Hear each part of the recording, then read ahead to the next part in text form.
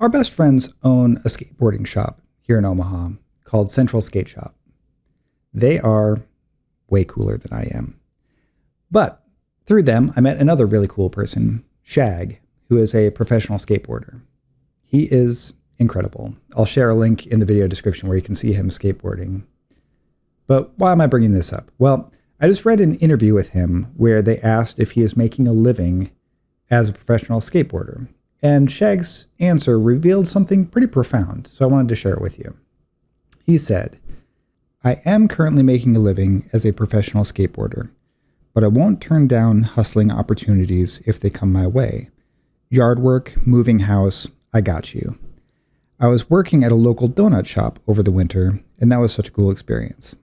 I keep my living very simplistic to continue pursuing my dreams." That last line is very instructive. You can achieve a lot in life if you're okay with living a simple life. Let me give you another example, and I think you'll start to see what I mean. Have you guys seen the documentary Free Solo? It is incredible and terrifying and worth the watch. It's about a climber, Alex Honnold, climbing a very tall thing without any ropes or safety equipment. Just him on a cliff face. It is crazy. But once again, there's a personal finance lesson we can learn here. The documentary shows how he was living during that time. He wasn't working 40 hours a week at a corporate job and just climbing twice a year using his vacation days. He was living in a van. He would drive to where the good climbing was at that time of year. He'd cook on a little, 2-burner stove in the van. He'd sleep in the van. As far as consumerism goes, he was living a small, simple life. But by doing that, he was able to pursue incredible things.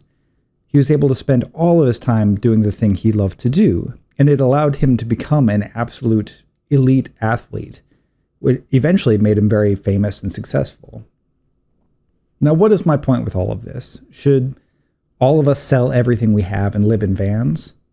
Not exactly, though there might be one or two of you listening who absolutely should do that.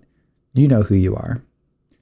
My point is that the amount of work that we have to do just to survive is directly proportional to the amount of spending we feel like we need to do to feel comfortable. If I'm comfortable living in a 1-bedroom apartment and biking to work, that's going to cost a lot less than if I'm only comfortable in a 3-bedroom house and a new luxury SUV every few years. And if my lifestyle costs are less, that means I can work less and still cover the cost of my living expenses. I think we all know this intuitively, right? If I keep my expenses low, I can survive on fewer hours of work. Or I can survive working a lower paying job.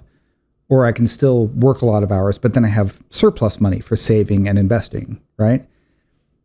But I think it's really helpful to see these kind of extreme examples. I recently was traveling through Colorado and I met a guy who was living in a bus out there on a property with some friends.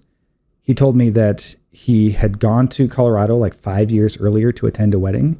And he told his friends, just leave me here. I want to stay. And so he just stayed and camped and eventually built a life there. That kind of absolute freedom is not possible when you're tied to a mortgage and a car payment. But when your lifestyle is small, so are your expenses.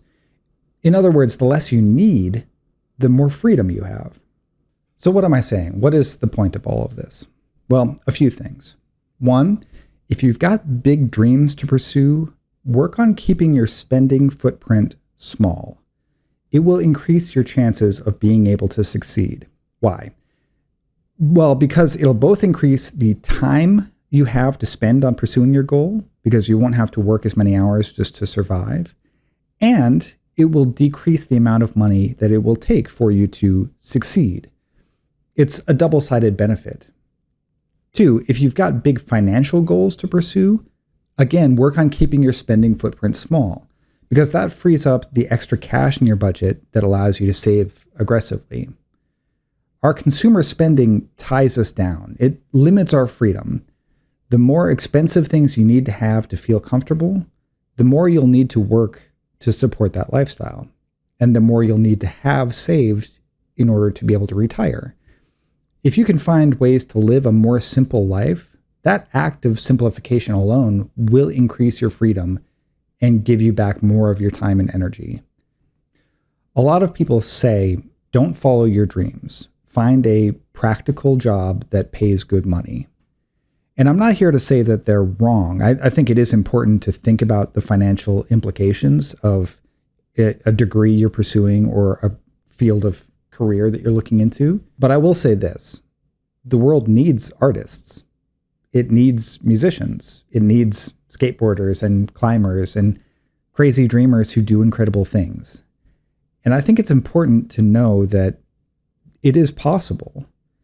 Just to be clear about the trade-offs, to succeed, you might need to give up some of the comforts that other people take for granted. And it's up to you to decide if your freedom is more important than your comfort. This is my favorite personal finance book, The Simple Path to Wealth by J.L. Collins. And it has a story in it that I think sums up this mindset really well. It's called The Parable of the Monk and the Minister. It says, 2 close boyhood friends grow up and go their separate ways. One becomes a humble monk, the other a rich and powerful minister to the king. Years later they meet. As they catch up, the portly minister, in his fine robes, takes pity on the thin and shabby monk. Seeking to help, he says, if you could learn to cater to the king, you wouldn't have to live on rice and beans. To which the monk replies, if you could live on rice and beans, you wouldn't have to cater to the king. Most of us fall somewhere between the two. As for me, it is better to be closer to the monk. If you could learn to live on rice and beans, what could you achieve with your life? How could you spend your time? I think there's a beauty in pursuing a simple life, a life of contentment with small pleasures and good companions. I'd rather have that than a life where I have to work all the time just to maintain my spending. Is it just me? I don't know. Let me know down in the comments. And while you're down there, check out the show notes. I'm going to include links to a video of Shag skating and the article with the interview that I'm quoting here. And as always, if you have any questions, send me an email. I'd love to hear from you.